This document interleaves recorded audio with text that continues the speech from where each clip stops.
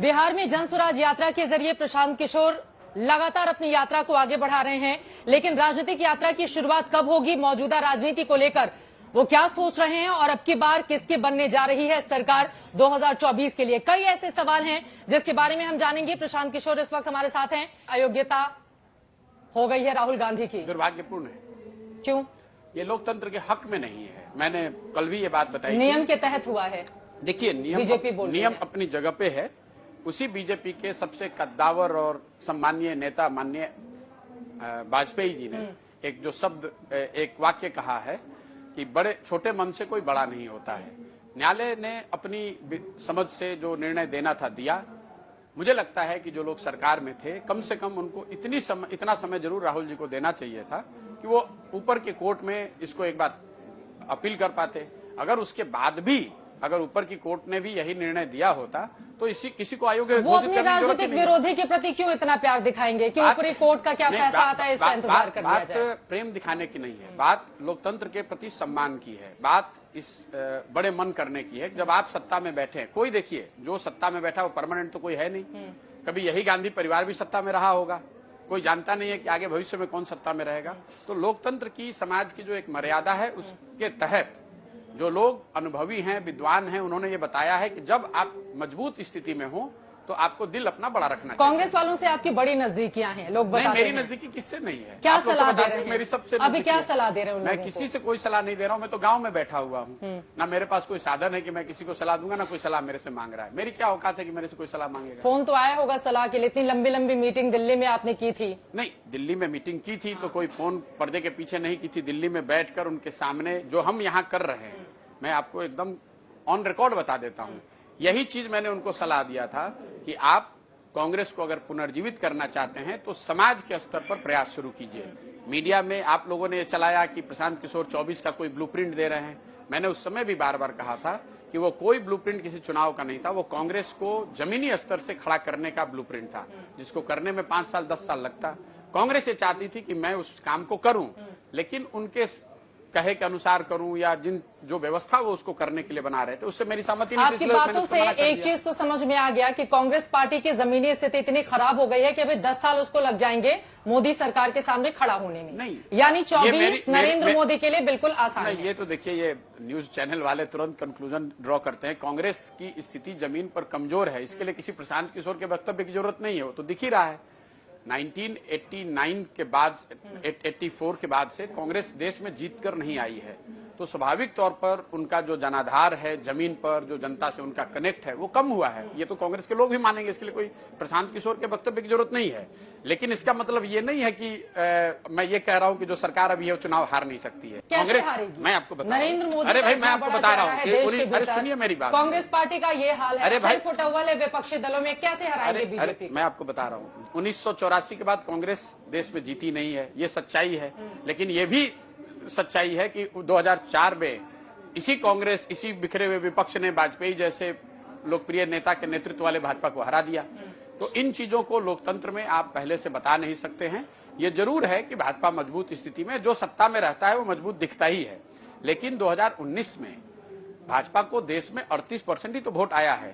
तो जितने लोग वोट देने गए, सामान्य बोलचाल की भाषा में आप समझ लीजिए, जितने लोग 100 लोग वोट देने गया तो उसमें बहुमत 62 लोगों ने तो भाजपा को नहीं वोट दिया। अब जरूरत इस बात की है कि उस 62 को कोई एकत्र करे, इकट्ठा करे। और जो भाषा आप लोग समझते हैं कि वो इकट्ठा करने का मतलब दलों को इकट्ठा करना है, नेता को इकट्ठा करना है, मैं उससे इत्तेफाक नहीं रखता। उनके पास हिंदुत्व है, उनके पास राष्ट्रवाद है, उनके पास लोक कल्याणकारी योजनाएं हैं। 80 करोड़ तो मैंने लोगों फॉर्मूला आपको दिया है। हाँ, वही बता रही हूँ, 80 करोड़ लोगों तक जो मुफ्त में राशन है वो जा रहा है। बिल्कुल। तो उसकी काट तो किसी विपक्षी दल के पास दिखाई नहीं देती है। आपको कैसे पता है? ये आपको कैसे पता है? हर चीज का दुनिया में काट है। अगर हिंदुत्व है, हिंदुत्व के आधार पर 100 में 38 आदमी वोट दे रहा है, तो गांधीवाद भी है, अम्बेडकराइट्स भी हैं, कम्युनिस्ट भी हैं, सोशलिस्ट भी हैं, जो कि 62% है, जो कि उनके खिलाफ वोट कर रहे हैं। तो विचारधारा के आधार पर भी हिंदुत्व, इन चारों विचारधाराओं को अगर सम्मिलित कर दें तो उससे बड़ा नहीं हुआ है। राष्ट्रवाद पर उनकी एक परिभाषा है, उनका एक प्रयास है। राष्ट्रवाद को लेकर कांग्रेस या जो दूसरे लोग हैं जिन्होंने आजादी की लड़ाई में एक बड़ी भूमिका निभाई है, उनका एक अपना तर्क है कि राष्ट्रवाद पे उनकी जो स्थिति है वो भाजपा के मुकाबले ज्यादा मजबूत है। जहां तक लाभार्थियों की बात है, उनके पास मोदी भी तो हैं। नहीं, वो तो देखिए, कोई भी जब नेता नरेंद्र मोदी जितना कद्दावर नेता कौन है आज के डेट में? बीजेपी ये सवाल पूछ रही है। ऐसा है, ये सवाल बीजेपी पूछ रही है, हमको उसका जवाब देने की हमारी जरूरत नहीं है। जब कभी इंदिरा जी रही होंगी, वो भी इतनी ही इससे भी बड़ी कद्दावर नेता थी, उनको हरा दिया गया कि नहीं हरा दिया गया? जनता के आगे कोई नहीं है। अगर जनता खुश नहीं है, जनता अगर आपके प्रयासों से नहीं सहमत है, तो कोई भी कद्दावर नेता नहीं है। कद्दावर से कद्दावर नेता चुनाव हार रहा है। इंदिरा जी को जनता ने चुनाव हरा दिया, ऐसा नहीं है। और ऐसा नहीं है कि कोई किसी को हरा नहीं सकता है। टोटल वोट ही आपको 38 आया है 100 में। राहुल जी को अभी क्या करना चाहिए? राहुल जी को क्या करना चाहिए मुझे पता नहीं है, लेकिन कांग्रेस जो अभी कर रही है उससे उनको सफलता नहीं मिलने वाली है। इसलिए नहीं मिलने वाली है कि कांग्रेस को ये समझ में ही, ज्यादातर लोग कांग्रेस में क्लूलेस हैं कि उनकी लड़ाई है किससे और किस बात से लड़ाई है।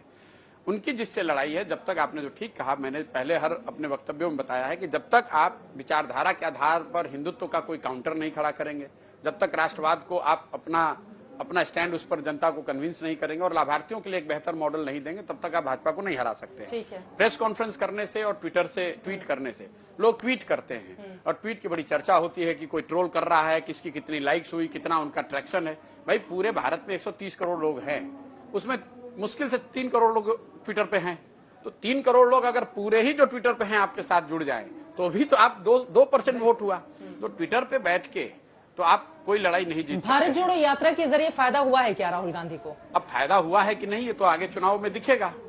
देखिए, राजनीतिक दल होने अभी 3 चुनाव हुए, नागालैंड, मिजोरम और त्रिपुरा के, तीनों हार गई। वो ये कह सकते हैं कि हम वहां नहीं गए थे। राजनीतिक दल होने के नाते आपका फायदा नुकसान, आप जो कर रहे हैं उसका समर्थन है नहीं है, वो सही है गलत है, उसका फाइनल पैमाना क्या है? जनता का समर्थन। तो मुझे लगता है कि भारत जोड़ो यात्रा की सफलता और असफलता को नापने के लिए हम लोग को कर्नाटक का इलेक्शन देखना चाहिए, क्योंकि कर्नाटक में वो चले भी हैं। कर्नाटक में कांग्रेस एक मजबूत स्थिति में, विपक्ष की स्थिति में है, भाजपा की वहां सरकार है। तो अगर वहां पर वो परिवर्तन होता दिखेगा तो आपको मानना पड़ेगा कि भारत जोड़ो यात्रा का लाभ हुआ। मोदी जी के सामने राहुल गांधी क्या विपक्ष का नेतृत्व करते हुए दिखाई दे सकते हैं 24 में?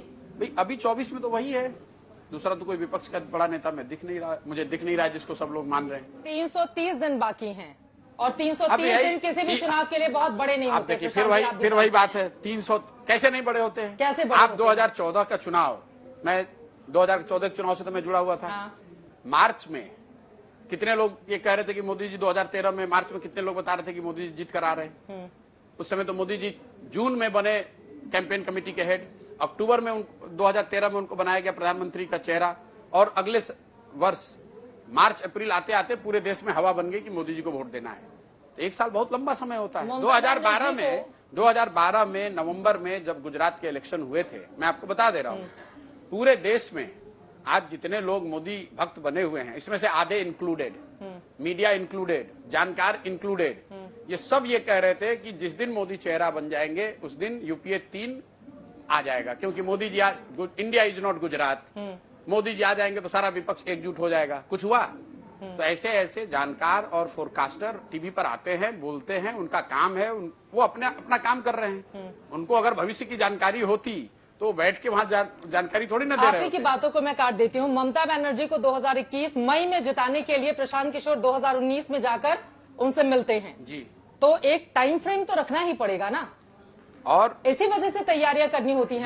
बिल्कुल करना होता है। तो वो प्रशांत किशोर की अपनी सोच है कि अगर आपको चुनाव जीतना है तो आपको 2 बरस लगाना है, लेकिन वो पार्टियों को नहीं लगाना। नहीं, मैं आपको बता रहा हूँ, ये एक मॉडल बंगाल के चुनाव के परिप्रेक्ष्य में था। हम लोग उसी प्रशांत किशोर ने बिहार में 2015 जून में, 2 जून 2015 को मैं आया और अक्टूबर एंड में चुनाव हुआ, 8 नवंबर को हम लोग चुनाव जीत कर चले गए। तो आप हर चुनाव की एक अलग अपनी कहानी है। किसी चुनाव को आप 4, 5, 6 महीने में जीत सकते हैं, किसी चुनाव को जीतने में आपको 2-3 साल भी लग सकते। थोड़ी ईडी और सीबीआई पर सारे विपक्षी दलों का अलग अलग सुर, हालांकि राहुल गांधी के मामले में जरूर एक सुर से लोग खासतौर से अयोग्यता के मामले में बोलते हुए नजर आए, लेकिन ईडी और सीबीआई आपके नीतीश कुमार जी को ले लीजिए, तेजस्वी यादव के खिलाफ, मतलब आपके मुख्यमंत्री हैं, आप बिहार में जन स्वराज यात्रा कर रहे हैं। यहां पर अगर मैं बात करूं तो ईडी सीबीआई के मुद्दे पर उनसे जब भी सवाल पूछो वो गोलमोल कहकर टाल जाते हैं।